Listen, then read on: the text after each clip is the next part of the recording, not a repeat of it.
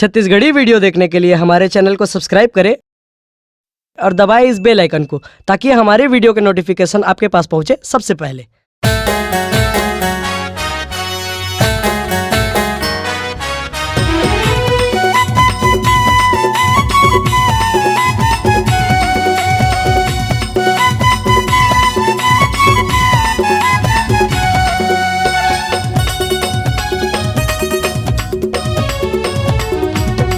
सतनामी राजा गुरु बालक दास, सतनामी के शान ये। सतनामी राजा गुरु बालक दास, महिमा तोर महान है।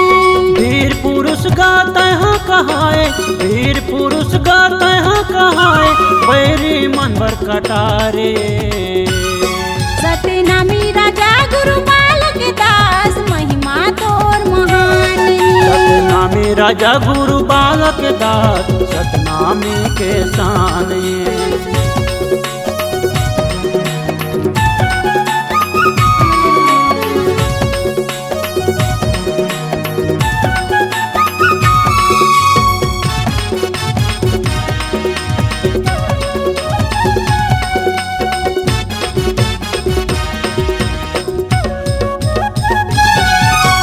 धर्म और सम्मान के खातिर हो गए तय बलिदान गा। हर तोला आंखें दिखाई तोरे होकर अभिमान गा। सतम आंदोलन चला के सतनामी मन के मान बढ़ाए। महानायक सेनापति बन के दबंग राजा राज चलाए। बैरी दुश्मन थर थर कांपे, बैरी दुश्मन थर थर कांपे, निकले जब हाथी सवारे। सतनामी राजा गुरु बालक दास, महिमा तोर महान है। सतनामी राजा गुरु बालक दास, सतनामी के शान ये।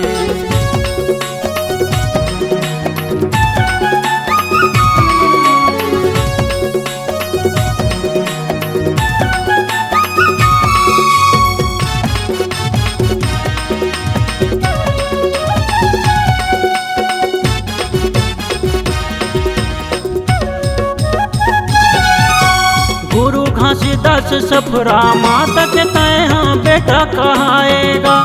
नारी रक्षा सम्मान के खातिर अपन जिंदगी पहाएगा। होगी अमर जुग जुगले इतिहास दी गवाही। सतनाम सेना के बीज बोए तोरे काम लाया घू बढ़ाई।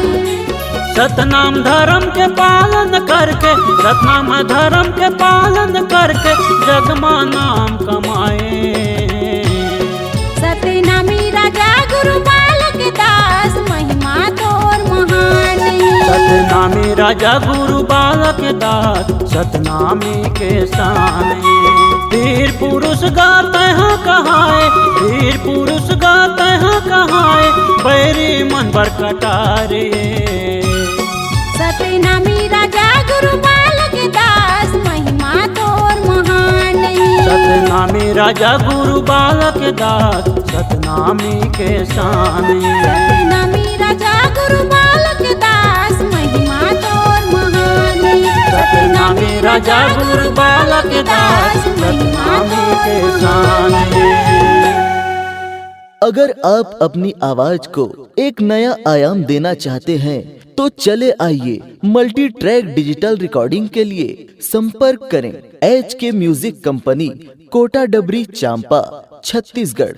मोबाइल नंबर है 9329238487 और 8085380339।